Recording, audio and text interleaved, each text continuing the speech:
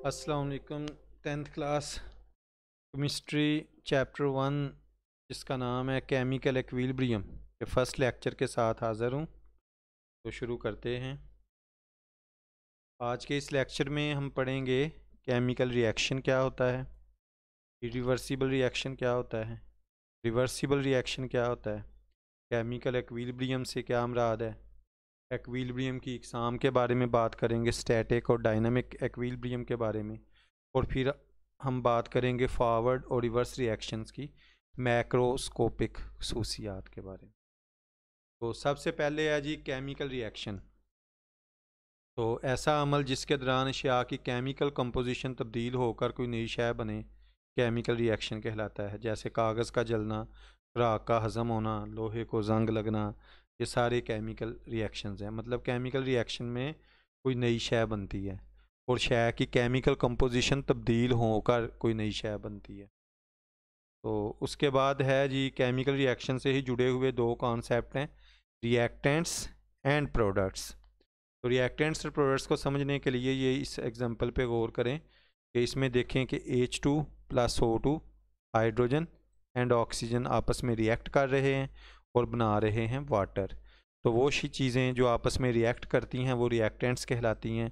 जैसे हाइड्रोजन और oxygen react कर रहे हैं तो वो रिएक्टेंट्स हैं, और उनके रिएक्शन के नतीजे में H2O बन रहा है, ये प्रोडक्ट है। तो रिएक्टेंट्स और प्रोडक्ट्स के बारे में आपको पता चल गया। तो हर केमिकल रिएक्शन में रिएक्टेंट्स भी होते हैं और प्रोडक्ट्स भी होती हैं। तो इरिवर्सिबल रिएक्शंस क्या होते हैं? वो रिएक्शंस जिनमें प्रोडक्ट्स दोबारा से रिएक्टेंट्स बनाने के लिए रिएक्ट नहीं करते। जैसे इस मिसाल में देखिए H2 प्लस O2 हाइड्रोजन और ऑक्सीजन आपस में रिएक्ट करके वाटर बनाते हैं।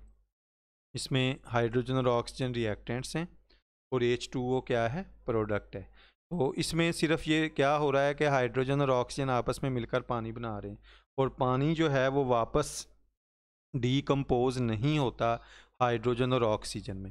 तो ये इस तरह के रिएक्शंस जो होते हैं इन्हें हम कहते हैं इरिवर्सिबल रिएक्शंस। तो ये जो रिएक्शंस होते हैं इनको तकमील शुदा माना जाता है कि ये मुकम्मल हो जाते हैं, और रिएक्टेंट्स और प्रोडक्ट्स के दरमियान इनको तीर के निशान से ज़ाहिर किया जाता है। अभी इस बात को अगर आगे जाके ये एक्सप्लेन हो जाएगी कि रिएक्शंस को तकमील शुदा माना जाता है, तो इसका मतलब है कुछ ऐसे रिएक्शंस भी होते होंगे जो कभी भी मुकम्मल नहीं होते। तो अब आगे है जी रिवर्सिबल रिएक्शंस। ऐसे रिएक्शंस जिसमें प्रोडक्ट दोबारा रिएक्टेंट्स बनाने के लिए रिएक्ट करते हैं। ये इस डायग्राम को देखिए कि ये एक फ्लास्क है जिसमें हमने हाइड्रोजन गैस और आयोडीन गैस को डाल के इनका रिएक्शन करवाया है।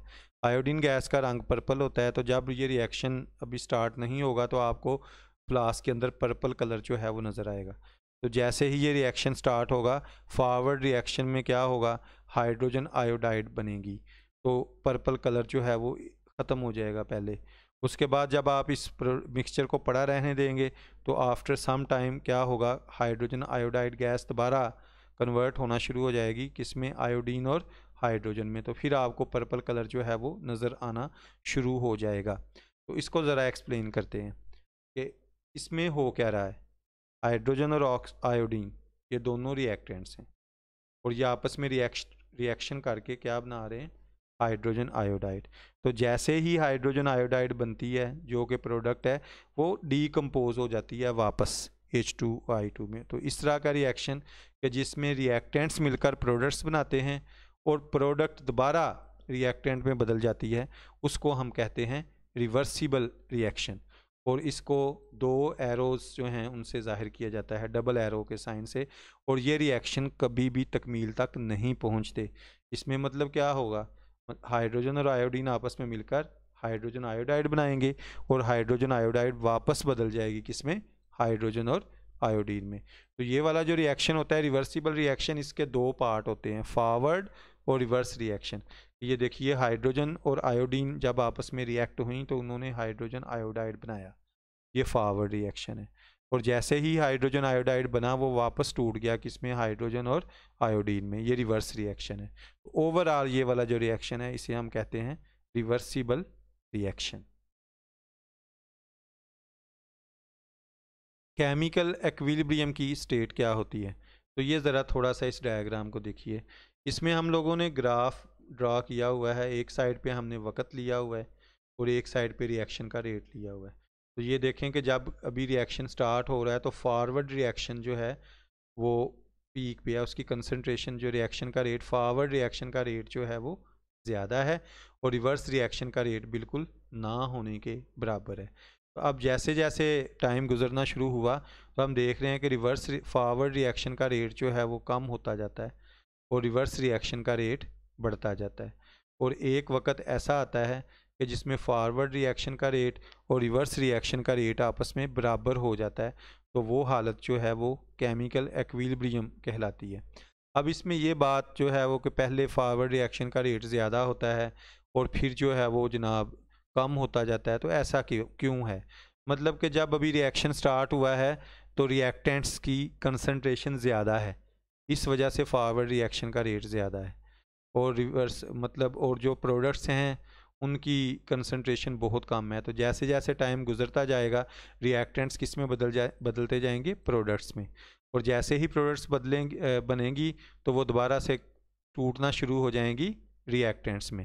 तो फिर ये दोनों रिएक्शन स्टार्ट हो गए और एक टाइम ऐसा आएगा कि जिसमें फॉरवर्ड रिएक्शन का रेट और रिवर्स रिएक्शन का रेट आपस में बराबर हो जाएगा। तो ऐसी हालत को हम कहते हैं एक्विलिब्रियम की हालत, या डायनामिक एक्विलिब्रियम भी इसको कहते हैं। वो अभी मैं आगे अगली स्लाइड में एक्सप्लेन करता हूँ। जी, एक्विलिब्रियम की दो सूरतें मुमकिन हो सकती हैं। तो पहली सूरत है स्टैटिक एक्विलिब्रियम। ये बिल्कुल वही एक्विलिब्रियम है जो आपने फिज़िक्स में पढ़ा था। जैसे बात करते हैं, जैसे कोई चीज़ है, फ़र्ज़ करें कोई बिल्डिंग है, जब वो बन जाती है तो उस पर ऊपर की तरफ अमल करने वाली फ़ोर्स, नीचे की तरफ अमल करने वाली फ़ोर्स, दाईं तरफ अमल करने वाली फ़ोर्स और बाईं तरफ अमल करने वाली फ़ोर्स आपस में बराबर होगी। तो अब क्या होगा, जो नेट फोर्स उस पर अमल करेगी वो ज़ीरो होगी, मतलब कि अब वो मज़ीद किसी सिमत में मूव नहीं करेगी। तो इस हालत को हम कहते हैं स्टैटिक एक्विलिब्रियम। स्टैटिक एक्विलिब्रियम में रिएक्शन आगे नहीं जाता और चीज़ अपनी जगह पर कायम रहती है। तो ये स्टैटिक एक्विलिब्रियम की मिसाल है। सबसे आम जो कॉमन एग्जांपल है रोज़मर्रा ज़िंदगी से, वो बिल्डिंग का कायम रहना या छत पे लगा पंखा जो है वो अपनी जगह पे कायम रहता है क्योंकि उस पर कोई भी नेट फोर्स लग नहीं रही। तो डायनामिक एक्विलिब्रियम क्या होता है? डायनामिक एक्विलिब्रियम में रिएक्शन रुकता नहीं है। जैसे अभी आपने पिछली स्लाइड में देखा कि फॉरवर्ड रिएक्शन हो रहा है, उसकी शरह कम हो रही है और रिवर्स रिएक्शन की जो शरह है वो बढ़ रही है। तो अब क्या होगा कि मतलब एक वक्त ऐसा आएगा कि फॉरवर्ड रिएक्शन और रिवर्स रिएक्शन का रेट आपस में इक्वल हो जाएगा, रिएक्शन रुकेगा नहीं। मतलब कि क्या हो रहा होता है उसमें कि जितने रिएक्टेंट्स प्रोडक्ट्स में बदल रहे हैं उतनी ही प्रोडक्ट्स दोबारा रिएक्टेंट्स में बदल रही हैं। मतलब कि फॉरवर्ड रिएक्शन का रेट और रिवर्स रिएक्शन का रेट जो है वो आपस में बराबर हो जाएगा। तो इस हालत को हम कहते हैं डायनामिक एक्विलिब्रियम। स्टैटिक एक्विलिब्रियम जो होता है वो उसमें रिएक्शन आगे नहीं बढ़ता, लेकिन डायनामिक एक्विलिब्रियम में रिएक्शन रुकता नहीं है, हरगिज़ नहीं रुकता। फॉरवर्ड रिएक्शन हो रहा होता है और साथ रिवर्स रिएक्शन भी हो रहा होता है और दोनों एक ही शरह से वकूफ़ ज़ीरो हो रहे होते हैं। और जो रिएक्शन मिक्सचर है उसमें प्रोडक्ट्स और रिएक्टेंट्स की जो कंसंट्रेशन है फिर तब्दील नहीं हो रही होती। लेकिन जी उसके बाद है जी फॉरवर्ड और रिवर्स रिएक्शंस की मैक्रोस्कोपिक खसूसियात के जो ज़ाहरन खसूसियात हमें नज़र आती हैं। तो फॉरवर्ड रिएक्शन जी ये ऐसा रिएक्शन है जिसमें रिएक्टेंट्स प्रोडक्ट्स बनाने के लिए रिएक्ट करते हैं। बिल्कुल जी, ये हमने देखा कि H2 + O2 वो मिले तो उन्होंने बना दिया H2O। और ये बाईं से दाईं जानब वाक़ होता है, बिल्कुल ये आपने देखा इसकी एग्जांपल में। और शुरू में फॉरवर्ड रिएक्शन का रेट बहुत तेज़ होता है और फिर स्टेप बाय स्टेप वो जैसे जैसे वक्त गुजरता है वो कम होता जाता है। कम क्यों होता जाता है? क्योंकि रिएक्टेंट्स की कंसंट्रेशन कम होती जाती है। तो रिवर्स रिएक्शन क्या है? ये ऐसा रिएक्शन है जिसमें प्रोडक्ट्स रिएक्टेंट्स बनाने के लिए रिएक्ट करते हैं। मतलब कि जैसे ही प्रोडक्ट बनती हैं वो दोबारा से रिएक्टेंट्स में बदलना शुरू हो जाती हैं। और ये दाईं से बाईं जानब होता है फॉरवर्ड रिएक्शन का उल्ट। तो शुरू में रिवर्स रिएक्शन का रेट बहुत कम होता है और ये बातदरीज तेज़ होता है। तो ये था जनाब आज का हमारा लेक्चर। तो उम्मीद करता हूँ कि आपको समझ आई होगी और अगर किसी चीज़ में कोई कन्फ्यूजन हो तो आप मुझे व्हाट्सएप पे क्वेश्चन जो है वो पूछ सकते हैं। शुक्रिया, अल्लाह हाफिज़।